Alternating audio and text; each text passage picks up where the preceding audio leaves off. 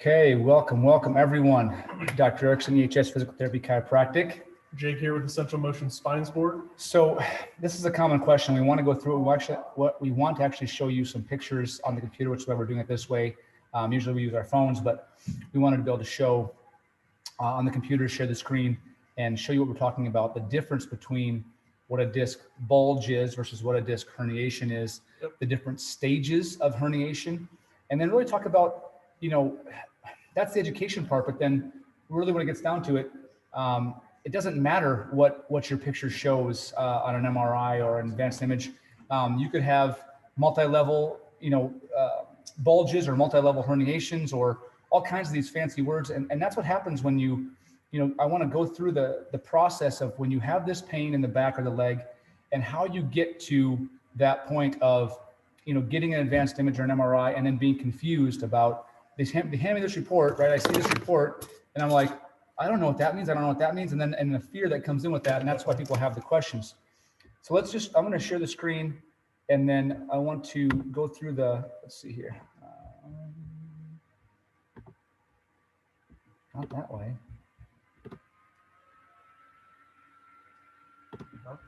Not there. We'll figure it out. I know we'll figure it out. I share screen. We may have to start over there. So right here. Oh, there we go. Got it. Okay. Perfect. So we're going to share the screen. So here's what, this is actually a pretty good representation of the difference between a bulging disc and a herniated disc. And Jake had a good explanation for it on someone that had posted the question. I'm actually going to post this in the group because I think it's a very good spot to put it for education so people understand the difference, what it is.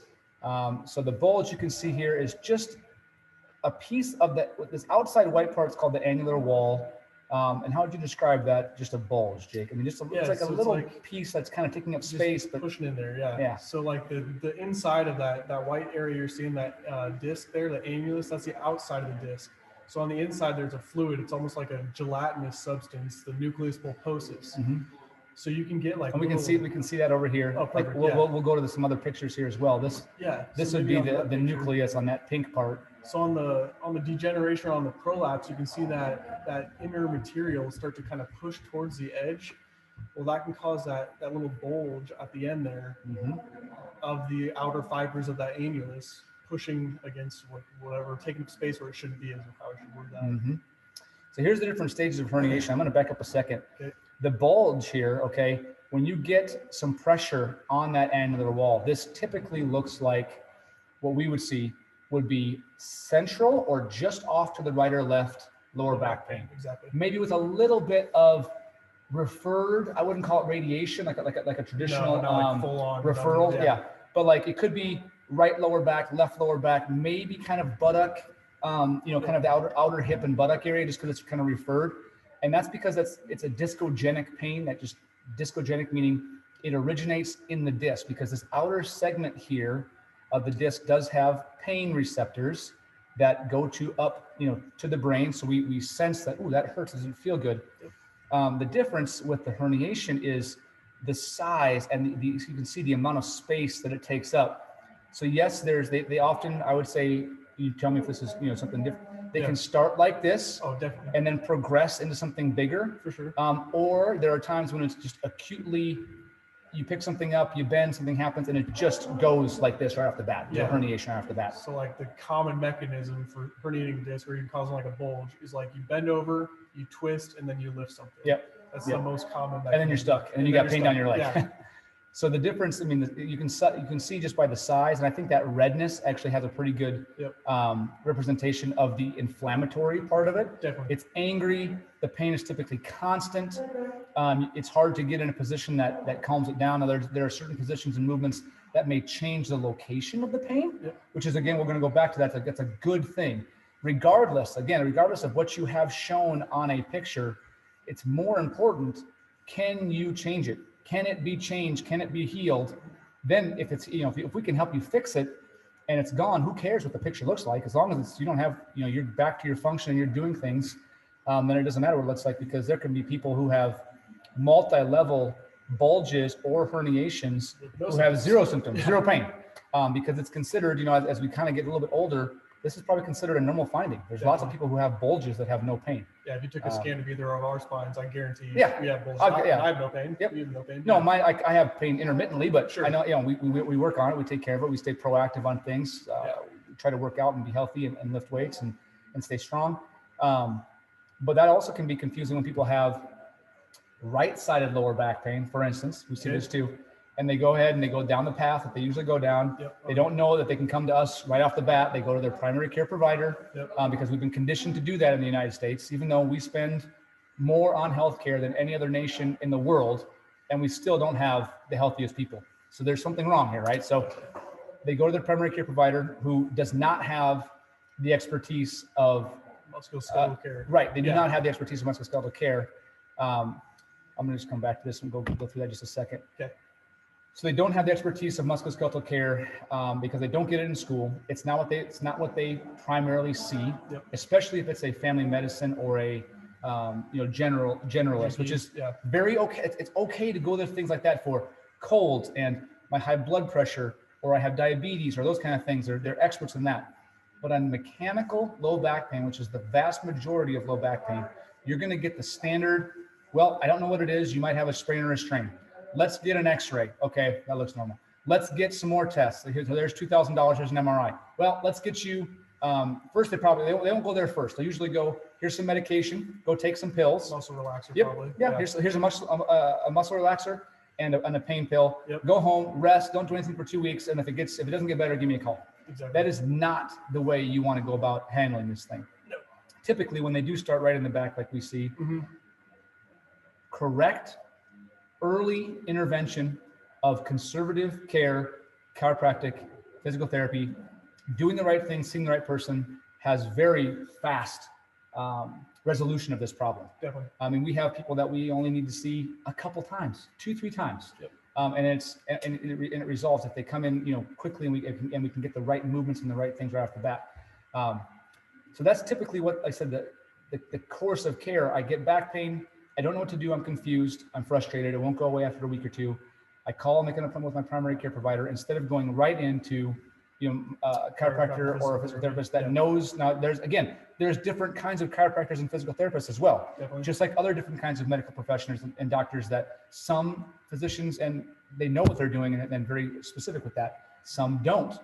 Same with chiropractic and physical therapists. Some know very well what to do with a lumbar or back issue. Some do not. Okay. So you go that way. Again, the standard care is X-ray. That's $100. Yep. Muscle relaxer, like Jake said, medication. Yeah. Maybe a referral to physical therapy, but usually not. Yeah. So they might even push you towards injections or something before that. In fact, there was another post that they went to their doctor and their only 3 options were injection, surgery, or live with it. Yeah. It's like, what the heck? That's not the only 3 options. There are way more options than that. But let's go through the different kinds of herniations. Yes, let's screen share again. Yep. And here are the herniations. So let's go to the different phases, because when this prolapse happens, like, and even just this little bit of like change in the pushing out, when the annular wall, when the annular wall is still intact and it's holding the nucleus in, the prognosis for that versus, an extrusion or a sequestration and some of the symptoms that you would feel. Yeah. So like, it's kind of weird to think about. Sometimes with the bigger lesion or bigger injury, you have a better prognosis in the end because your body can recognize whatever material is taking up space as foreign and attack it quicker than if it's something smaller like this prolapse here. So talking about the prolapse here, this is what you'd be your classic disc bulge. And like we mentioned a little bit earlier, you're likely going to have mostly low back pain, probably off to one side, whether it's the right or the left, with minimal radiating pain. So meaning minimal pain in the buttock, minimal pain in the back of the thigh, minimal pain down the leg. You might not have that at all, actually. Yeah. It just depends on whether that is big enough to take up enough space to irritate a nerve root. Yes. And we might be able to show that on here. There you go. So there's those yellow spaghetti strand things are the nerve roots. Mm-hmm. So the bulge can be large enough to irritate the nerve root, which would cause potentially leg symptoms. Yeah.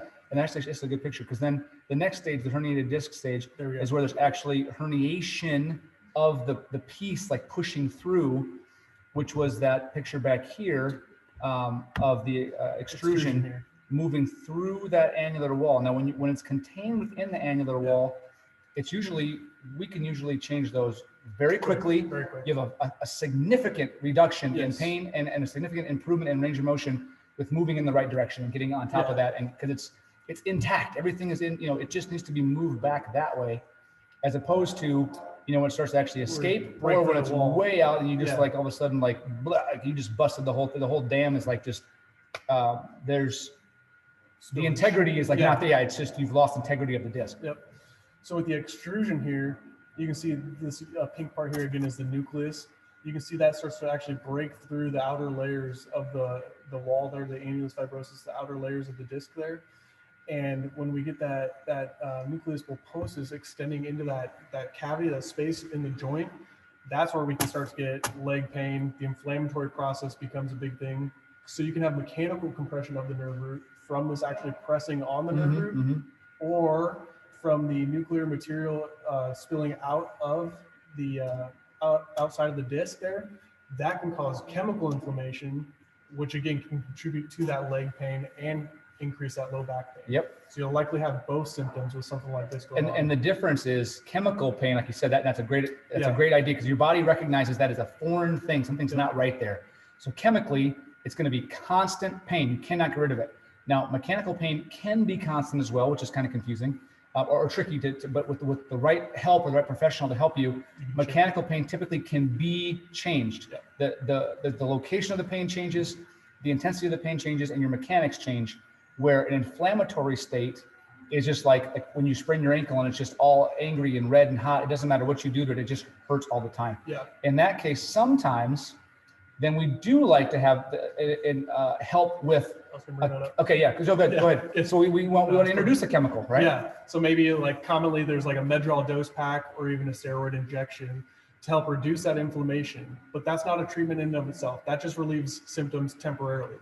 So while we have that temporary relief from the steroids, knocking down that inflammatory process, that's when we need to be up on top of our chiropractic or physical therapy and doing repeated movements or whatever it takes to reduce that derangement. Because you can see here that there's, like Jake explained it well, there's potentially a chemical and mechanical problem. Yeah. So we'll use a chemical solution or a chemical, a solution to solve a chemical problem. Yeah. But you still need a mechanical solution Fix the mechanical. for the mechanical problem to shrink that thing back down and move it out of the way. Perfect. And then just briefly, let's touch on maybe the different symptoms of a large complete failure of the disc. If you have a complete failure, like a sequestration here, that's literally where the nuclear contents just like spill out. Like a jelly donut. Yeah, it goes up and down. Now it's not just like straight back. It's like it can have different levels too. Yeah. It can, like in this picture, if this thing escapes, it can actually occupy space above,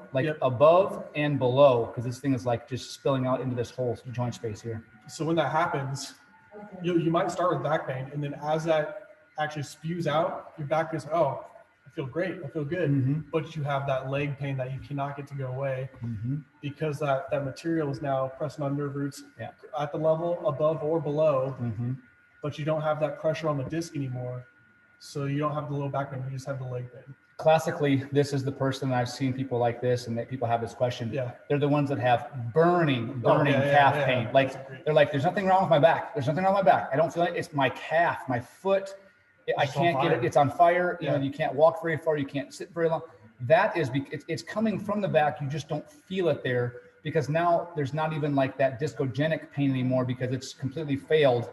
And now all of that chemical and irritation is more on the nerve root, and you've got significant leg symptoms, especially lower, the further down into the foot, into the heel, into the calf. That's usually what those has. So, all right, that's hopefully that answered the question. And if anybody, I said I'm going to post this in the group. If anybody has more questions feel free to on if that made sense or if they wanted more, info on how they can get help with this, just ask the question. We'd be glad to follow up with everybody that has a question on that. Absolutely. Thanks, guys.